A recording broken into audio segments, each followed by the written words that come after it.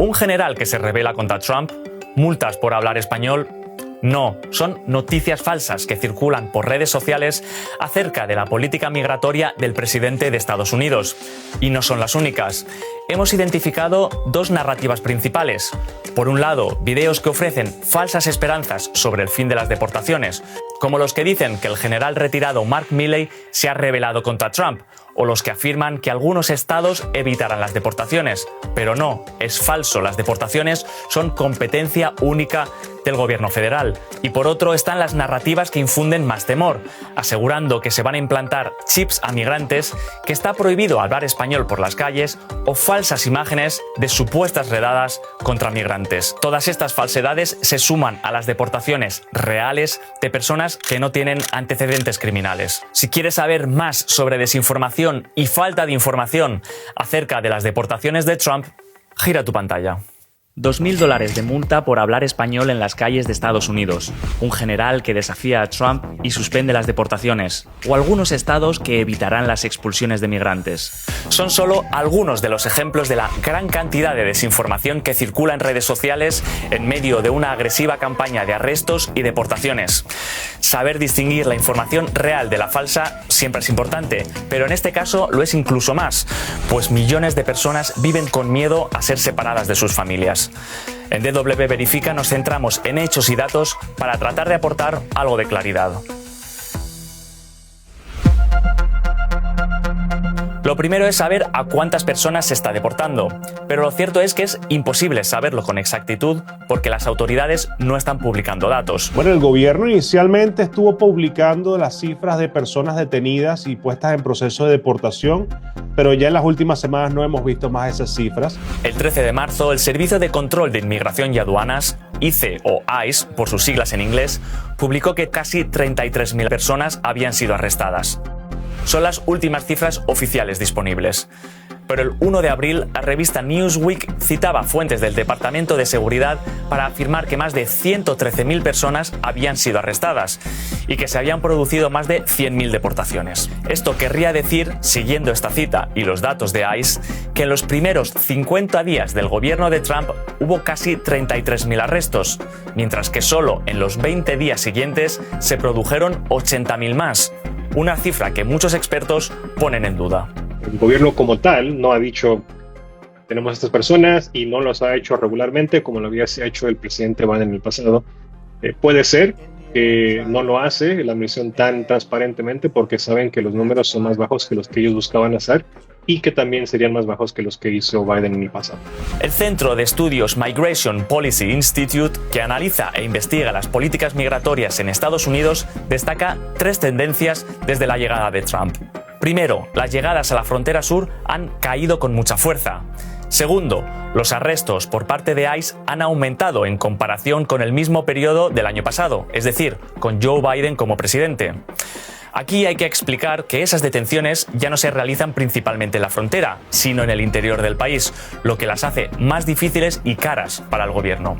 Y tercero, a pesar de todo, las deportaciones han caído respecto a las realizadas por el presidente demócrata a principios de 2024. Esto claramente pone en cuestión si el presidente Trump va a llegar a deportar a millones de personas como lo ha dicho en campaña, o si no, tan siquiera como lo hizo su gabinete, Tom Homan, que dijo que ellos buscan deportar tan siquiera 1 millón de personas en este primer año de la administración. Yo dudo mucho que lleguen a ese 1 millón de personas. Pueden llegar quizás a 300.000, 500.000 a lo mejor, si es que aumentan los recursos. Además, según declaraciones textuales de autoridades estadounidenses, niveles muy altos de personas están abandonando el país voluntariamente, pero de nuevo, sin aportar ninguna cifra. Personas han salido. Esto es algo que busca hacer el departamento de DHS, pero lo veo muy difícil de poder hacerlo, porque aún, y lo debemos decir transparentemente, en el primer mandato del presidente Trump también hubo personas que dijeron, ¿sabes qué? Hasta aquí, no quiero estar en Estados Unidos, no, ya me voy, me regreso antes de que me deporten. Y nunca supimos cuántos números de personas fueron, porque la mayoría de ellas regresaban de su propia voluntad, tomaban un avión, un camión, y se regresaban a su país de origen. Como vemos, las cifras de deportaciones no están para nada claras o directamente no hay cifras. En cambio, el gobierno sí pone mucho empeño en mostrar grandes operaciones de detenciones. Son más shows mediáticos, donde no sabemos el impacto verdadero de esos shows que montan cuando van a buscar a alguien y lo deportan, que están las cámaras y lo muestran. O el mejor show que hicieron con la deportación de los venezolanos y salvadoreños. La consecuencia, la comunidad migrante, especialmente la comunidad latina, tiene miedo, mucho miedo. Porque cuando tienes este despliegue mediático, lo que genera es pánico.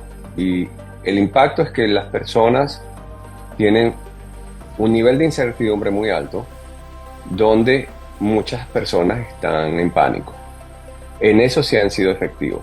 Ciertamente, desde la narrativa que se ha creado hasta la retórica que utilizan, las personas tienen miedo a que el día de mañana estén sujetas a ser deportadas sin ningún tipo de debido proceso, sin ningún tipo de procedimiento en las cortes de inmigración para ver si pueden quedarse en el país y aplicar una protección, a un asilo.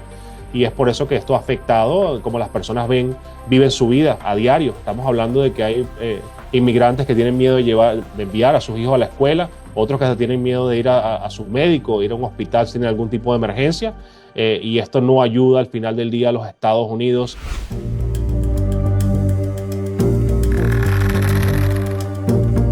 A este contexto de miedo e incerteza se suman las redes sociales, por donde circula muchísima desinformación. Hemos identificado dos narrativas principales: mensajes y videos que prometen el fin de las deportaciones y otros que aumentan el miedo entre la comunidad migrante. En el primer grupo se incluyen falsedades como que el general retirado Mark Milley ha desafiado a Trump y suspendido las deportaciones, o que los estados tienen la capacidad de evitar las expulsiones de migrantes. Pero no, pues se trata de una competencia del gobierno federal. Y del segundo grupo, el de las publicaciones que extienden el miedo, queríamos destacar 3 ejemplos. Hay muchos videos que aseguran que Trump ha prohibido que se hable español en espacios públicos. Algunos hablan de multas de $5.000, otros de $2.000 y otros de penas de cárcel. Este contenido se difunde por redes como Facebook o TikTok, y en ocasiones utilizando cuentas falsas que se hacen pasar por medios reconocidos, como Telemundo. Sin embargo, se trata de una información falsa. Trump firmó el 1 de marzo un decreto ejecutivo en el que establecía el inglés como idioma oficial del país, pero eso no quiere decir que se prohíba el español. Previamente, la administración Trump había cerrado webs y redes sociales oficiales en español, pero de nuevo, no hay ninguna ley ni decreto que prohíba hablar español. Otras desinformaciones son acerca de las redadas policiales para detener y deportar a migrantes, como esta supuesta operación en una barbería que, sin embargo, es falsa. Se trata de una actuación. Si nos fijamos en los uniformes de los agentes, vemos que no son reglamentarios. No concuerdan con los del Servicio de Control de Inmigración y Aduanas. Además, se puede leer Patrulla Fronteriza Los Santos. Y Los Santos es una ciudad ficcional del videojuego Grand Theft Auto. Por tanto, podemos afirmar que este video es fake. Y en otras ocasiones se manipulan las imágenes para hacerlas más emocionales, como este caso, ¡Mamá, no me dejes! donde se escucha a un niño llorar desconsoladamente mientras arrestan a su madre. El problema es que el audio no es real. De hecho, se puede escuchar al mismo niño en otros supuestos videos de detenciones de migrantes. ¡Mamá, no me dejes!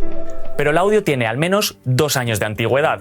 Con una búsqueda inversa, hemos encontrado este otro video en Facebook, con el mismo llanto desconsolado, que muestra un funeral y no la detención de migrantes. Aunque estas son falsas, sí hay muchas operaciones reales en las que se ha detenido y deportado a personas vulnerables y sin antecedentes criminales, como una madre soltera de California, una mujer de Texas con hijos y nietos que llevaba 39 años en el país, o una niña con cáncer cerebral. Entonces, si existen estos y muchos otros casos reales tan dolorosos, ¿por qué se publican videos falsos? Quizás se trata de detractores de Trump que buscan mostrar al presidente más cruel de lo que realmente es. O quizás se trata de seguidores del republicano que quieren generar más miedo entre los migrantes. O quizá la explicación es más banal: ganar dinero. Yo creo que es un tema económico. Es un tema donde las personas pueden aprovecharse de la vulnerabilidad de la comunidad y la incertidumbre que se vive hoy en día. Y bueno, las plataformas digitales, hay personas haciendo vida, ganando salarios, ganando millones, haciendo este tipo de contenido, y es por eso que yo creo que están promoviendo este tipo de videos, este tipo de imágenes o posts. También por parte de fuentes oficiales se difunde información engañosa o cuanto menos incomprobable. Por ejemplo, Tom Homan, declarado por Trump como zar de la frontera, aseguró que los peores serían los primeros, en referencia a que los criminales más peligrosos tendrían prioridad para ser deportados. Pero como ya hemos visto, hay muchos casos de personas sin antecedentes que están siendo arrestadas. El problema es que no hay datos oficiales sobre cuántos. Lo que se sabe es que no se sabe, porque no hay claridad.